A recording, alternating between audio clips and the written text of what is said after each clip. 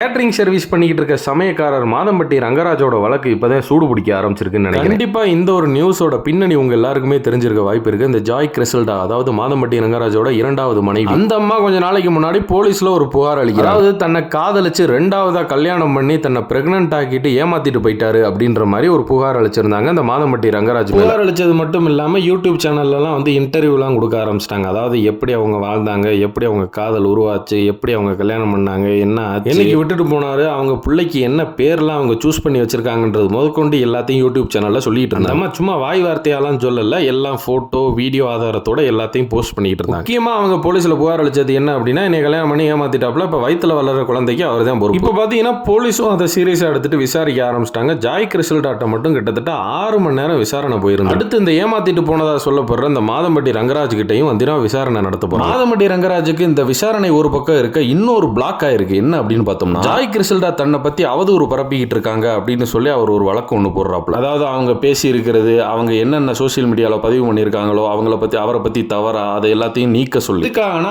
அவரோட பிள்ளைய 2 பேரையும் அது பாதிக்குது. அவரை பத்தி நான் அவதூறு கருத்துக்களை அவங்க வந்து தெரிவிக்கிறதுக்கு தடை விதிக்க கோரி அவர் ஒரு வழக்கு ஒன்று போடுறாரு. ஆனா இந்த வழக்கை விசாரிச்ச நீதிபதி என்ன சொல்லியிருக்காப்ல, நிறைய பேருக்கு உங்க மைண்ட்லயே தோணி இருக்கும், அதே தான் அவரும் சொல்லியிருக்காப்ல. என்ன அப்படின்னா, உங்க 2 பேரோட உறவு இப்படித்தான் இருந்துச்சுன்னா அந்த லேடி அவங்க சைட்ல உள்ள நியாயத்தையும் அவங்க சைட்ல உள்ள ஆதாரத்தையும் சொல்லும் போது நீங்க அமைதியாவே இருக்கும் பட்சத்துல, அதாவது அமைதியா மட்டும் இல்லாம மறுப்பும் தெரிவிக்காம இருக்கிற பட்சத்துல அவங்களுக்கு எந்த தடையும் விதிக்க முடியாது அப்படின்ற மாதிரி சொல்லிட்டாங்க. இப்போ வந்து பழைய மாதிரி இந்த மாதம்பட்டி ரங்கராஜ் பாத்தீங்கன்னா இப்படி ஒரு சம்பவமே நடக்காத மாதிரி ஊருக்குள்ள சுத்தி தெரிய முடியாது, கண்டிப்பா பதில் சொல்லிதான் ஆகணும்ன்ற மாதிரி ஒரு கட்டத்துக்கு வந்து நிக்கிறப்ப அப்ப அவர் வாயிலிருந்து என்னதே வருதுன்னு